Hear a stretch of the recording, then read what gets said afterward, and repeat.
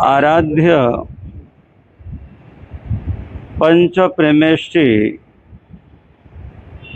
पंचप्रेमेष्टिने नमः।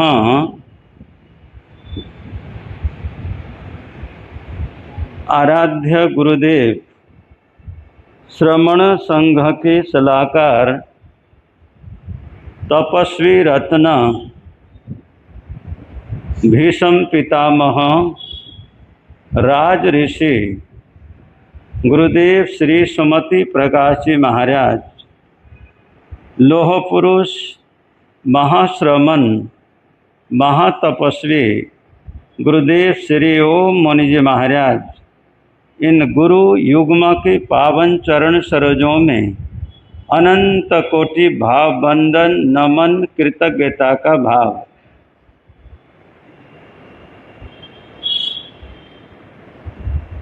श्रीमद् उत्तराध्ययन सूत्र उसका 29वां अध्ययन सम्यक्त्व प्राकर्म, उस पर आपके समक्ष चर्चा चल रही है, प्रवचन माला रखी जा रही है। उसका 18वां जो प्रश्नोत्तर है उसका नाम है भन्ते सज्जायनम भन्ते जीवे किम जणयई। हे भगवान, स्वाध्याय करने से जीव आत्मा को कौन सा लाभ होता है, क्या लाभ होता है? भगवान ने उसका जवाब दिया, सज्जायनम भन्ते जीवे नाना वर्णिजम कम्मम खवई। ज्ञानावर्णीय कर्मों का क्षय करता है, ज्ञानावर्णीय कर्मों को समाप्त करता है स्वाध्याय करने से। अब हमें ये समझना है भी स्वाध्याय क्या चीज़ है, या स्वाध्याय हमें कैसे करना चाहिए। स्वाध्याय के सामान्य रूप से 2 प्रकार हो सकते हैं। जो समाज में प्रचलन है, सिद्धांत के साथ में चलता है, भगवान की जो वाणी है, जिनेन्द्र परमात्मा तीर्थंकर परमात्मा महावीर स्वामी की जो वाणी है, उस वाणी को गुरुओं के चरणों में बैठ के पढ़ना, गुरु मुख से उच्चारण लेके पढ़ना, इसको सामान्य रूप से वाचना कहा जाता है। वाचना वाचनी भी कहते हैं। प्रायकर ऐसा भी होता है, प्रवचन संपन्न हुआ तो 2-4 मिनट की छुट्टी तो हो सकती है, और उसके बाद में बैठ के लगभग 1 घंटे तक क्या किया, वाचनी ले लिया। भगवान की जो वाणी है गुरु मुख से क्या कर लिया, श्रवण कर लिया। इसको वाचनी कहा जाता है सामान्य रूप से। कई जगह जानकार श्रावकों के द्वारा भी पढ़ा जा सकता है, श्राविकाओं के द्वारा भी पढ़ा जा सकता है, और कुछ आमनाएं के अनुसार ऐसा भी कहते हैं केवल और केवल गुरु मुख से ही भगवान की वाणी वाचनी लेनी चाहिए, ऐसा भी कहा जाता है। कहीं ऐसा भी कहा जाता है जो श्रावक हैं, श्राविका हैं, जो आगम के मूल पाठ क्या कर सकते, पढ़ नहीं सकते, उसका जो अर्थ है, भावार्थ है, भाष्य है, विवेचन है, वो क्या कर सकते हैं, पढ़ सकते हैं। तो ये विचार है, और आप लोग भी विचारशील हैं, तो ये वाचनी का एक रूप बन सकता है। 32 सूत्र हैं, 45 सूत्र भी कहा जाता है, और भी आगम माने गए हैं। हमारे यहाँ सामान्य रूप से 32 सूत्रों की मान्यता है। वाचने के बाद में दूसरा शब्द आता है पृच्छना, पूछना।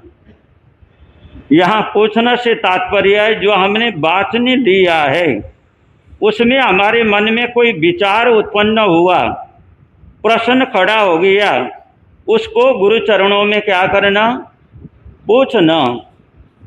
उसको पृच्छना कहा जाता है। और तीसरा शब्द आता है परिवर्तन। परिवर्तन का अर्थ है वाचने लिया, पृच्छना कर लिया और उसको क्या करना, भूल ना जाए, याद रहे, उसको बार बार क्या करना, दोहराना। घोकना भी कहा जाता है, घोकने के लिए याद करना है और इसमें परिवर्तन करना है, दोहराना, बार बार दोहराना, मेरे से विस्मृत ना हो जाए, मैं भूल ना जाऊं। क्योंकि इंसान भुलक्कड़ भी होता है। कई बार क्या कर जाते हैं, हमारे सामने भी श्रावक आ जाते हैं, हम पूछ लेते हैं, श्रावक जी आपका क्या नाम है? प्रायकर पूछा भी जाता है, नाम बताते हैं और दोबारा फिर आते हैं, दोबारा हम वही पूछ लेते हैं, श्रावक जी आपका क्या नाम है? कोई तो प्यार से बता देते हैं, कोई ऐसा भी सोचते हैं भी महाराज जी बार बार पूछ रहे हैं, महाराज जी को याद क्या करता, नहीं रहता। तो ये क्या है, परिवर्तन, बार बार परिवर्तन करते हैं। कोई भी विषय है जो हमें याद करना चाहिए, जो हमें आना चाहिए, यहाँ जो संबंधित है विषय जो चल रहा है उसके अनुसार केवल और केवल भगवान की वाणी की बात है और कोई बात यहाँ पर नहीं है, उसको बार बार दोहराना। बहुत से सज्जन और देवियाँ ऐसे हैं, श्रावक और श्राविकाएँ, बड़े भावपूर्वक सामायिक के पाठ याद करते हैं, प्रतिकर्मण भी याद करते हैं और भी बोल विचार आदि भी याद करते हैं, कुछ आगम भी याद करने का कुछ प्रयास करते हैं और कर लेते हैं। समय आया और उससे मन हट गया, किसी दूसरे चीज में लग गया और उसी पीस में रचे पचे रहे और संसारिक गोरख धंधे में लग गए कहो, और भी कोई काम आ गए, उसको क्या कर जाते हैं, भूल जाते हैं। तो इसलिए भूल ना हो उसके लिए परिवर्तन होने के बाद में भी याद तो है, ये भगवान की वाणी है, यहाँ तक मैं पहुँचा हूँ, याद भी है, पर उसका अर्थ क्या करता, कम आता। क्योंकि अर्ध मागधी प्राकृत भाषा, मूल भगवान की वाणी उसी के अंदर है और संस्कृत के अंदर भी कुछ उसका आचार्यों ने अनुवाद किया है, जैसे तत्वार्थ सूत्र है, संस्कृत भाषा के अंदर बहुत महत्वपूर्ण ग्रंथ है। और ऐसे और भी कितने विचार के ग्रंथ हैं और वो क्या कर लिया, अर्थ समझ में नहीं आया। तो उसके लिए आगमकार कहते हैं अनुप्रेक्षा, एक प्रकार से शब्दों का ऑपरेशन, शब्दों का चीराफाड़, क्या भाव है, क्या अर्थ है, अच्छी तरह से। एक बार कहते हैं हनुमान जी के हाथ में कुछ माला, कौन सी लड़ी बोलते हैं उसको, हनुमान जी के हाथ में कोई माला आई थी, माता सीता की माला, हाँ जी, उसका कोई विशेष नाम है। तो माला हाथ में आई और हनुमान जी के गले में डाल दिया, कुछ ऐसा प्रसंग है। और हनुमान जी ने सोचा, उसको दांत से तोड़ना प्रारंभ कर दिया, देखना प्रारंभ कर दिया, इसमें सीताराम लिखा है या नहीं लिखा है।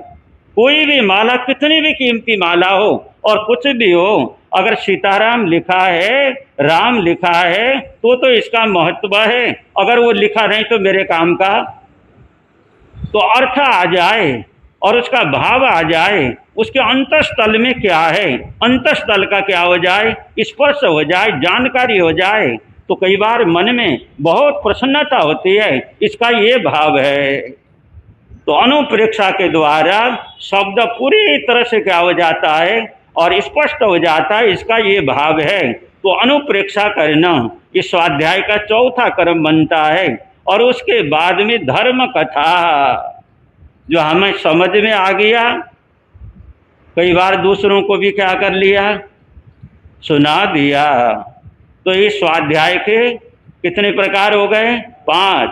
वाचना, मूल पाठ लेना, पृच्छना, उसको पूछ के शुद्ध करना, परिवर्तन, उसको दोहराना, अनुप्रेक्षा, उसका अर्थ पूरी तरह से स्पष्ट करना अच्छी तरह से, और धर्म कथा, वो स्वयं दिल में रमाना और यथासंभव दूसरों को भी क्या करना, जो पास में आते हैं या जिनके पास में जाते हैं उनको सुनाना।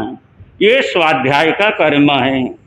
और स्वाध्याय का एक अर्थ ये है, व्यवहारिक रूप से यही स्वाध्याय है सिद्धांत यही स्वाध्याय है, आगम पढ़ना और आगम पर चिंतन मनन करना और उसका प्रकाशन करना, उसको फैलाना। दूसरा स्वाध्याय का अर्थ बहुत महत्वपूर्ण अर्थ है, सब यानी अपनी आत्मा, सब आधा स और वह सब यानी अपनी आत्मा। अध्याय यानी अध्ययन करना, पढ़ना। किसको पढ़ना? अपनी आत्मा को पढ़ना। मैं कौन हूँ, कहाँ से आया हूँ, कहाँ जाना है, क्या कर रहा हूँ, क्या करना चाहिए। चार शब्द अगर आ गए तो स्वयं का अध्ययन हो जाएगा। मैं कौन हूँ, इसका सीधा सा जवाब है मैं आत्मा हूँ। क्या जवाब है? मैं आत्मा हूँ। आध्यात्मिक दृष्टि से मैं और कुछ भी नहीं हूँ, केवल और केवल आत्मा हूँ, प्योर आत्मा हूँ। कहाँ से आया हूँ? 84 लाख जीवा योनि में से एक योनि, एक जगह से आया हूँ। और कहाँ जाना है? कर्मों के अनुसार, जो कर्मों की पूंजी है उसके अनुसार चार गति में से एक गति में उसमें से आया हूँ। और वहीं पंचम गति भी कहते हैं मोक्ष को, वहाँ तो इस समय यहाँ से सीधा संभव नहीं है। तो चार गति में से एक गति में जाना है। और क्या कर रहा हूँ? जो मेरे से हो रहा है वो कर रहा हूँ। और क्या करना चाहिए उसके लिए मैंने पहले भी आपके सामने कहा था, आगम के अंदर संतों की अपेक्षा से कहा गया है, श्रावक भी उसका अर्थ ले सकते हैं। पुब्ब कम्म खयठाए इमम देह समुद्धरे। पहले जो मेरी आत्मा ने कर्म किया है, विशेष रूप से अशुभ कर्म किया है। शुभ कर्म सोने की बेड़ी है, अशुभ कर्म लोहे की बेड़ी है, दोनों बंधन हैं। और जो कर्म मैंने किया है उन कर्मों को क्षय करने के लिए, समाप्त करने के लिए मैंने क्या किया है? ये जन्म लिया है। यही मेरा लक्ष्य है। कर्तव्य क्षेत्र में व्यक्ति जहाँ खड़ा है वहाँ तो उसको करना ही पड़ेगा, उसको टाल नहीं सकता। पर उसका भीतर के अंदर आत्मचिंतन ये होना चाहिए, मुझे कर्मों को जोड़ना नहीं है, मुझे कर्मों को क्या करना है? कर्मों को तोड़ना है। कर्म तोड़ने के लिए ज्ञान है, दर्शन है, चारित्र है, श्रावक के 12 व्रत हैं, साधु के 5 महाव्रत हैं, स्वाध्याय है, ध्यान है, मौन है, प्रतिकर्मण है, सेवा है, दान है, विभिन्न प्रकार के जो करणीय कार्य है वो क्या है? कर्म तोड़ने के माध्यम बन सकते हैं। ऐसा चिंतन करता करता कहीं भी है, किसी भी अवस्था में है, किसी भी फील्ड में, किसी भी हालत के अंदर है, किसी भी व्यक्ति के पास में है, कैसा भी उसका सर्कल है, अगर आत्म चिंतन उसका प्रारंभ हो गया तो वहीं उसका क्या हो जाएगा? जागरण हो जाएगा। आगमकार कहते हैं जाग्रह नरा निचम जाग्र मानस बढ़ते बुद्धि। ये इंसान जाग जा, जाग जा, जाग जा। जो जागता है उसकी बुद्धि क्या करती है? जागती है। जो सोता है और वो खोता है और उसकी बुद्धि भी क्या कर जाती है? खो जाती है। इसलिए जागना जीवन है, जागना प्रकाश है, जागना उजाला है, जागना रोशनी है, जागना धर्म है और सोना अंधकार है। अंधकार से प्रकाश की ओर बढ़ना है, निद्रा से जागृति की ओर बढ़ना है, जागृति की लहर पैदा करना है। कहाँ लहर पैदा करना है? भट्टा रोड में, सुखलाल जी साहब, भट्टा रोड में। यहाँ पर किसको जगाना है? जयंतीलाल जी साहब, जागृति का लहर पैदा करना है स्वयं की आत्मा के भीतर। अगर हमारी आत्मा जाग गई, हमारी आत्मा जाग गई तो हमारे लिए संसार क्या कर गया? जाग गया। और हमारी आत्मा सो गई तो हमारे लिए संसार क्या कर गया? सो गया। जागृति की लहर पैदा करना है और स्वयं के आत्मा के अंदर पैदा करना है। अगर मैं जाग गया तो मेरा मंगल ही मंगल है, अगर मैं सो गया तो मेरा मंगल अमंगल भी हो सकता है। इसलिए जागने के लिए बहुत बड़ा आलंबन बन सकता है स्वाध्याय। राजस्थानी के अंदर एक दोहा पढ़ा था, बहुत अच्छा था, प्रायकर मैं बोलता हूँ। भननु गुणनु सीखनु करनु ज्ञान काज खन निकम्मो रहनो नहीं करनो आत्म काज। कहते हैं पढ़ते रहो, सीखते रहो, मनन करते रहो, चिंतन करते रहो और उसी में समय लगाओ, उसी में लगे रहो। उसी में आपको आराम मिलेगा, उसी में आपको आनंद मिलेगा। भन्ना यानी सीखना है। आत्मा को पढ़ो, आगम को पढ़ो, गुरु वाणी को पढ़ो, गुरु वाणी को सुनो, प्रवचन सुनो, कहीं से भी सुनो, किसी भी रूप में सुनो। आजकल कितने माध्यम होते हैं, पर जरूर करो, ये आपके लिए काम की बात है। उसी में आपका समाधान है, उसी के आपको आराम मिलेगा, उसी में आपको समाधान मिलेगा, वहीं से आपको रास्ता मिलेगा। और रास्ता मिलेगा, उस रास्ते में चलोगे, एक दिन मंजिल क्या कर जाएगा? मिलने वाला बनेगा। स्वयं स्वयं का अध्ययन करना। संपिकाए अपग मपयेनम। आत्मा के द्वारा आत्मा का खोज करो, आत्मा के द्वारा आत्मा को देखो। मिट्टी में भूयेसु कपई। कहते हैं अपना सच्चा मैसेज जा मिट्टी में भूयेसु कपई। अपने आप सत्य की खोज करो और सभी जीव जगत के साथ में क्या करो? मैत्री करो, मित्रता करो। स्वयं खोजना है और स्वयं मित्र बनना है। स्वयं खोजना है, स्वयं को पाना है, स्वयं में रम जाना है और स्वयं में आनंदित हो जाना है। जो भीतर में अनावश्यक आ गया है, कर्म परमाणु पुद्गल का प्रवेश हुआ है, उसको बाहर करेंगे। आत्मा शुद्ध और निखालिस बन जाएगी, आत्मा पवित्र बन जाएगी। फिर तो जीवन में क्या हो जाएगा? अंदर ही कुआं खोदा जाएगा, अंदर ही मीठा पानी क्या हो जाएगा? प्राप्त होने वाला बनेगा। ऐसा करने का प्रयास करें। कहाँ से प्रयास करें? नमस्कार महामंत्र से प्रारंभ करें। कहाँ से प्रारंभ करें? नमस्कार महामंत्र से प्रारंभ करें। नमस्कार महामंत्र आपको आता है, सभी को आता है। पहला शब्द है नमो। नमो का अर्थ क्या है? नमस्कार।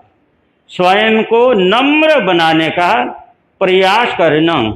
नमस्कार के माध्यम से अगर कहा जाए अरिहंतों के प्रति, सिद्धों के प्रति, आचार्यों के प्रति, उपाध्यायों के प्रति और जगत के समस्त ऋषि मुनियों के प्रति स्वयं को क्या करना?